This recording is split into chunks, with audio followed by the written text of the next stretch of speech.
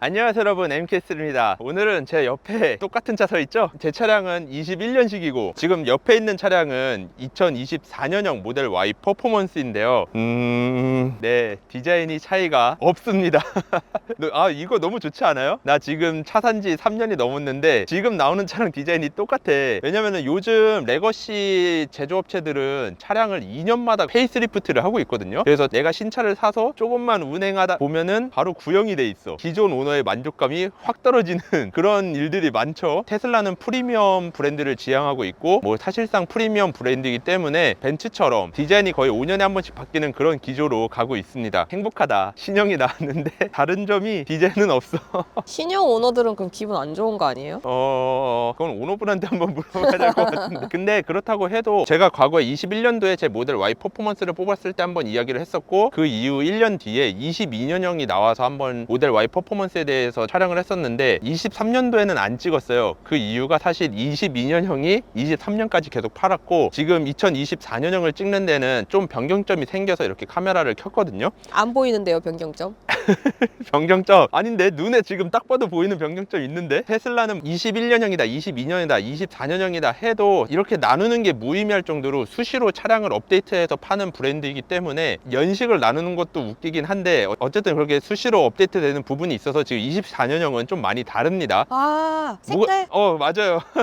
지금 이 차량 같은 경우에는 울트라 레드 색상이죠. 이번 연도에 새롭게 추가된 색상입니다. 무려 가격이 275만 9천 원짜리 색상인데 예쁘신가요? 너무 예뻐요. 갖고 싶어. 사실 저희도 모델3 하이랜드 울트라 레드 색상으로 뽑으려고 했지만 옵션을 감당할 수 있는 돈이 없어서 빼고 출고를 했죠.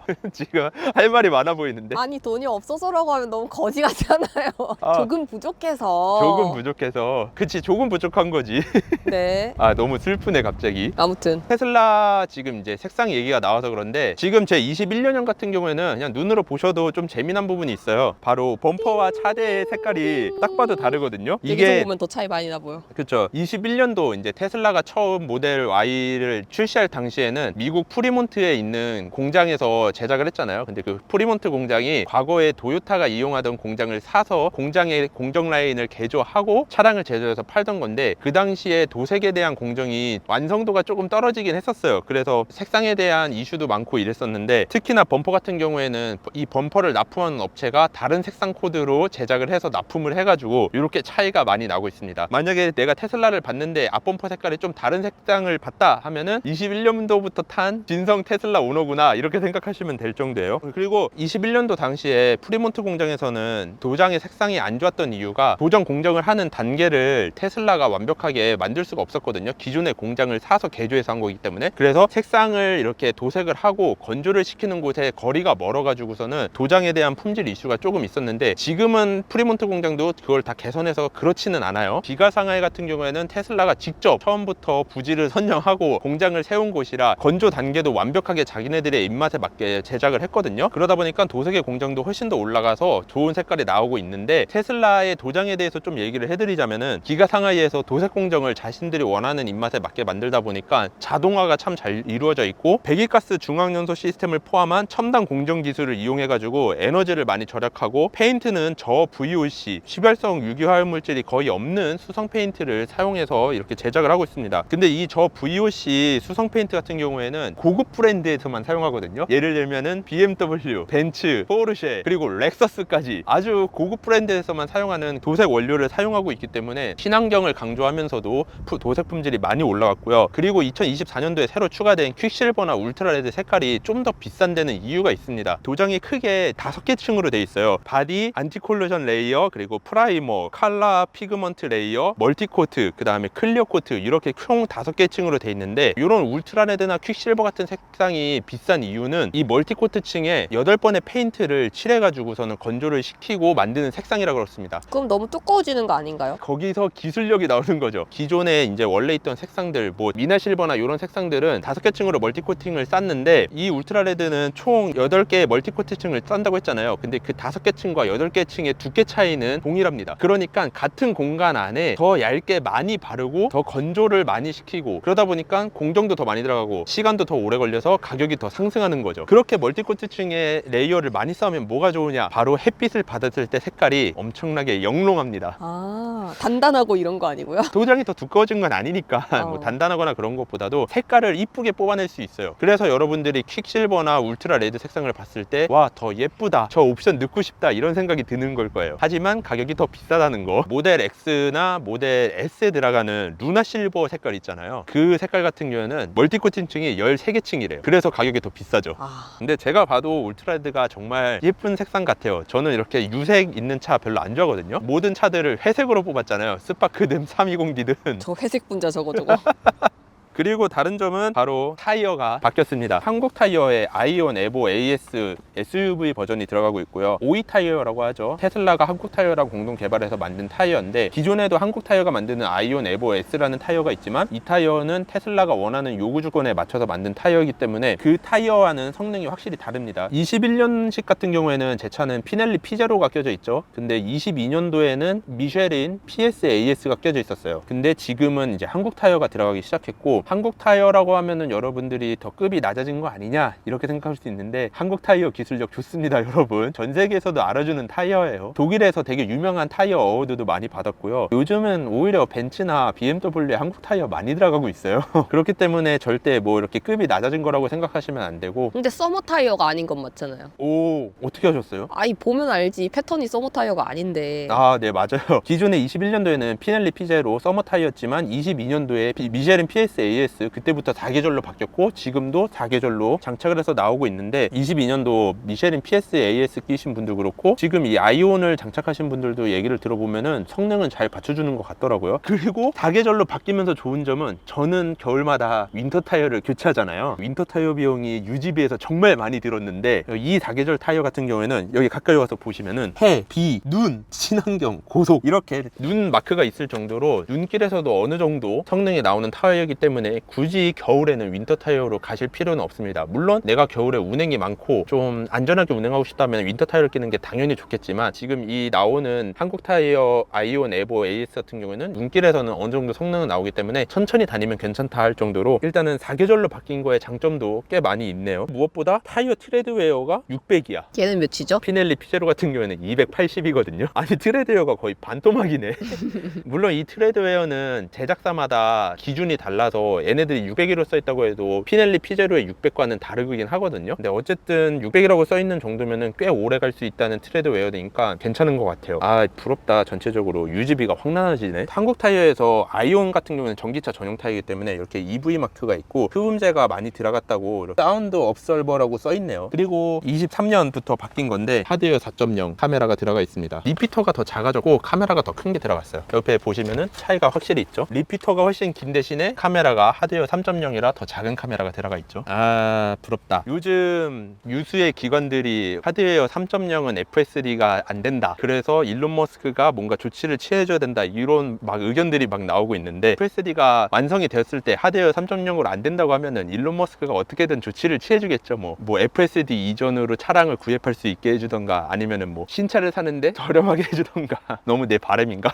레트로핏? 레트로핏은 어려울 거라고 해요. 하드웨어 3.0이랑 4.0이랑 이 설치된 공간이 너무나 다르기 때문에 레트로핏은 어렵다고 합니다, 여러분. 그리고 이제 뒤쪽으로 오시면은 차이점이, 이거는 먼저 눈으로 한번 봐볼까요? 뒤에 휠이 이렇게 있고, 이쪽 한번 보여주실까요? 똑같은데요? 똑같아 보이죠? 뭐가 다른가? 22년도쯤에 좀 논란이 하나 있었어요. 21년식 같은 경우에는 뒷브레이크도 브렘보사의 브레이크가 들어가거든요. 근데 22년도 어느샌가부터 갑자기 타사의 브레이크가 들어갔고, 브레이크가 퍼포먼스 계열처럼 보이게 하려고 여기 겉에다가 커버를 씌워놨어요. 캘리퍼에다. 얘는 커버가 아니고 진짜 요런 디자인인 거고, 이 차량 같은 경우는 이제 커버가 들어간 거죠. 그렇지만 성능은 동일하거든요. 어쨌든 네, 되게 오래된 이슈고 이제는 잠잠해졌는데 내가 또 깨우는 건지 모르겠네. 어쨌든 성능에는 큰 차이가 없기 때문에 다들 만족하고 타고 있습니다. 21년도에서 22년도에 넘으면서 알루미늄 다이 캐스팅하는 범위가 더 늘어서 차체 강성이 증가를 했었고, 지금 24년형도 21년형보다는 차체가 더 강성이 올라간 상태이고요. 그리고 눈에는 안 보이지만 서스펜션이 바뀌었습니다. 모델 Y 퍼포먼스의 서스펜션이 2022년 하반기부터 바뀌었다고 하거든요. 약간 더 승차감이 올라갔다고 해요. 저는 사실 지금 이 24년형 모델 Y 퍼포먼스를 이미 한번 시승을 했었는데, 타이어도 바뀌었고 서스펜션도 바뀌었다 보니까 기존에 제가 타던 21년형 모델 Y 퍼포먼스보다는 승차감이 훨씬 좋았습니다. 그리고 곳곳에 흡음재가 더 많이 들어가서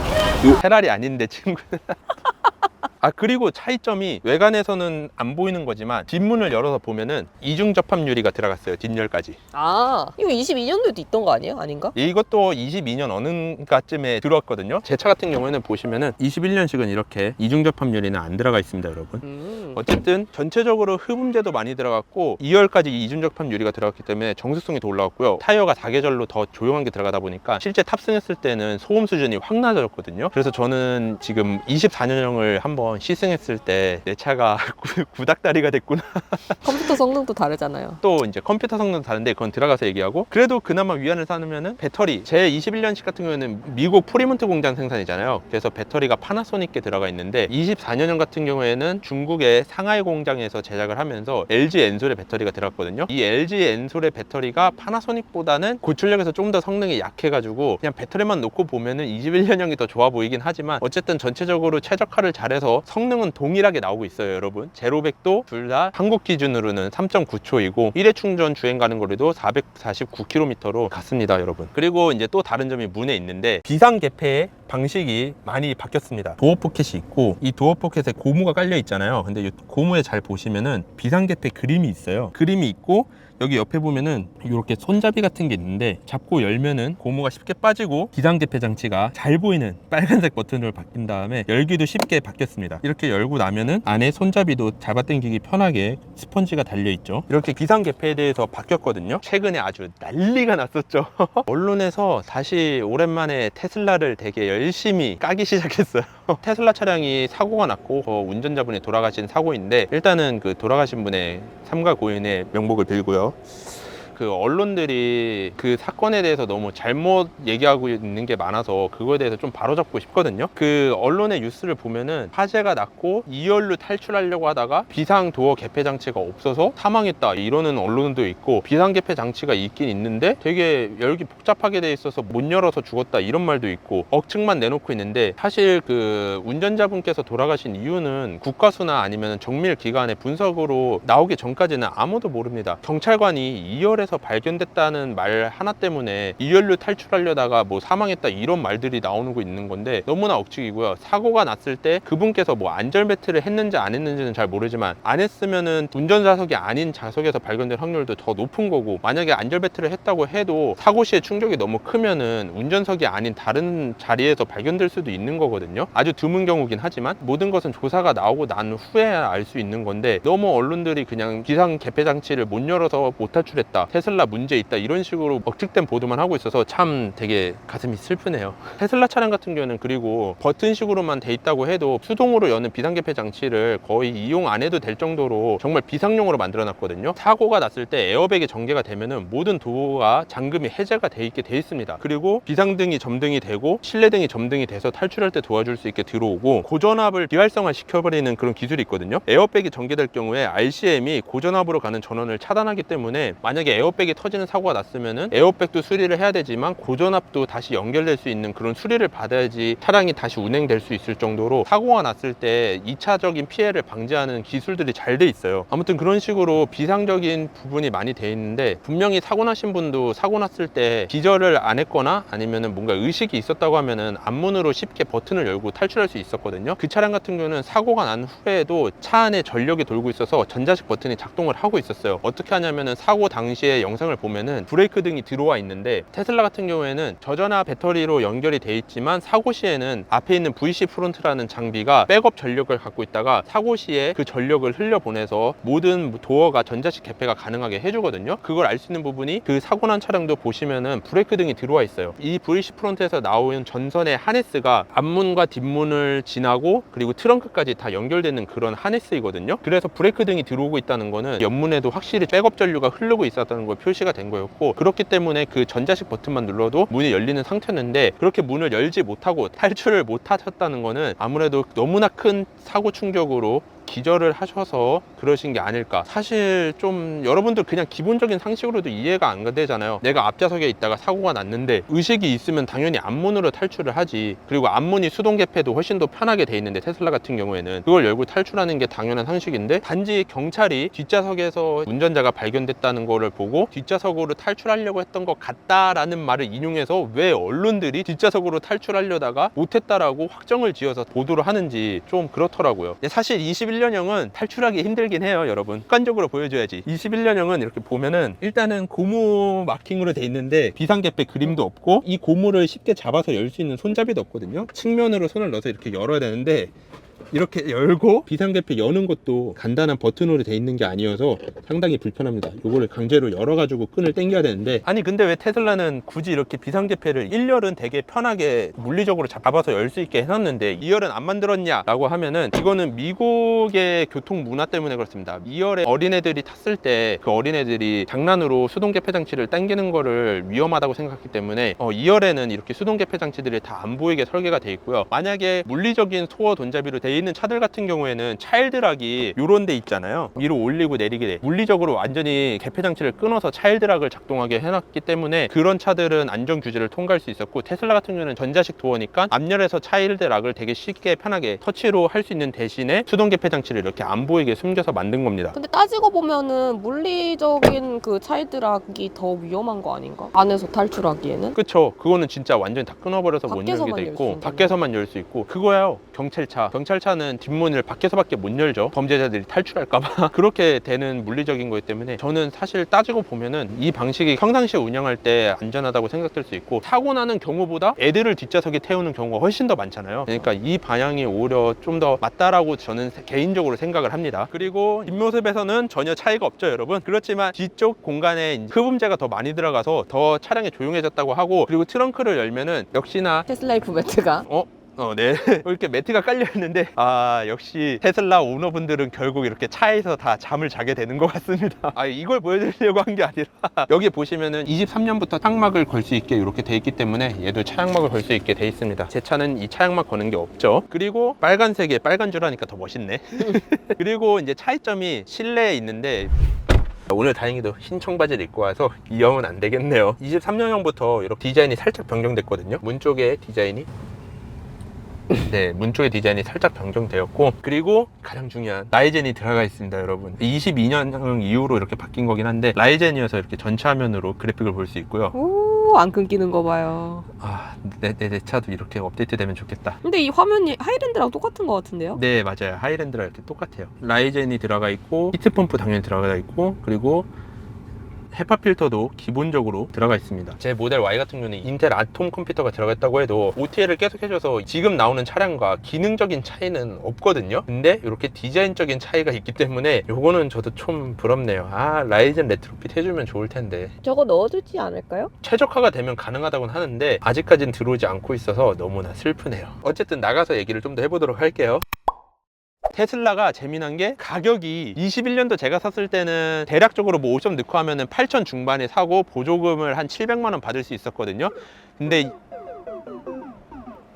귀여워라. 근데 22년도에는 춘추전국 시대였어요. 가격이 1억이 넘었었죠. 그때 사신 분들 좀 슬플 것 같긴 한데, 어쨌든 그렇게 가격이 1억까지 갔다가 지금 테슬라 같은 경우에는 점점 가격이 낮아지고 있어요. 이게 말이 돼? 차가 연식이 바뀌는데 가격이 낮아지는 브랜드가 있다? 테슬라가 거의 유일한 것 같은데, 대부분 회사들은 연식이 바뀌면은 디자인 조금 바뀌고 가격을 확 올리면서, 가격이 왜 이렇게 올라갔어요 하면은 저희는 과거에 옵션이었던 거를 이제 기본 탑재해서 사실상 가격은 다운된 겁니다, 이런 식으로 얘기하면서 가격을 막 올리는데, 테슬라 같은 경우는 가격을 막 낮췄죠. 지금 24년형 같은 경우에는 7,199만 원입니다. 네? 7,199만 원. 거기에 보조금을 환경부가 많이 깎았지만 보조금을 200만 원 받으면은 6천만 원 후반에도 살 수 있는 차예요. 얼마 차이 안 나는데. 모델 3 롱레인지에 옵션을 이것저것 넣은 가격이면은 사실 모델 3 퍼포먼스를 노려볼 수 있고, 모델 3 퍼포먼스를 살 수 있을 정도의 돈이면은 좀만 보태면은 모델 Y 퍼포먼스를 살 수 있어요. 그렇게 좀만 더 보태다가 롤스로이스 사는 거예요, 이 사람아. 근데 어쨌든 가격이 이렇게 낮아졌기 때문에 정말 가성비가 좋다고 생각되거든요. 내 차보다 훨씬 저렴한데 하드웨어 4.0에 라이젠 들어가 있고, 어떻게 이럴 수가 있는 거지? 와퍼 눈 감아. 그래도 우리 와퍼의 장점이 하나 있죠. 이건 보여줘야지.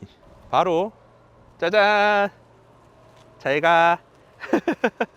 스마트 서먼이 되죠. 모델 Y 21년형 같은 경우는 미국에서 제조를 했고 미국의 FTA로 들어오는 차량이다 보니까 미국 법규에 맞춰서 들어오기 때문에 스마트 서먼이 작동이 되는데 23년 이후로 들어오는 차량들은 기가 상하이에서 제조해서 들어오기 때문에 한국 도로교통법에 맞춰서 들어오고 있거든요. 그러다 보니까 FSD나 EAP를 구매해도 이렇게 스마트 서먼 기능이 지원되지 않고, 그리고 고속도로에서 자동 차선 변경을 자기가 스스로 하지는 못합니다. 그럼 신호를 넣어줘야 가능한가요? 네, 신호를 넣어줬을 때는 자동 차선 변경을 하는데 자기가 생각해서 지금 해야 된다고 할 때는 하지를 못해요. 그런 차이점이 있긴 하죠. 그런 장단점이 있긴 하지만 전체적으로 봤을 때는 상품성이 24년형이 훨씬 더 좋아진 것 같아서 저는 24년형이 더 탐나긴 하네요. 요즘 테슬라가 다시 리퍼럴 제도를 부활시켜서 66만 원의 할인 혜택을 받아서 살 수 있죠. 거기에다가 물론 이 모델 Y 퍼포먼스는 해당되진 않지만 모델 Y RWD나 롱레인지 같은 경우에는 제로 금리로 살 수가 있습니다. 아니, 차량을 할부하는데 무이자야. 몇 개월? 3년까지는 무이자인 것 같더라고요. 뭐 5년이 돼도 금리가 그렇게 높진 않았어요. 그렇기 때문에 지금 정말 차량을 사기 좋은 시절 같거든요. 오늘 이렇게 촬영한 이 차주분의 리퍼럴 코드도 올려놓을 테니까 구매 계획이 있으신 분들은 리퍼럴 코드를 이용하셔서 할인 받고 사시면 좋을 것 같습니다. 이 차주분 같은 경우에는 정말 대단하신 분이거든요. 다음 기회에 한번 모셔서 얘기를 해보고, 그러면 오늘 영상이 유익했다면 구독, 좋아요, 알람 설정 부탁드리고요. 여러분 다음 영상에서 만나요. 안녕. 안녕. 아, 이거 타고 가자 그냥. 울트라레드 너무 예쁘다. 우리 집으로 가자. 안 열리죠? 안 열리네. 센트리 모드 작동했죠? 지금 사용자분 핸드폰에 이상한 사람이 왔다고 알람 떴죠? 가자.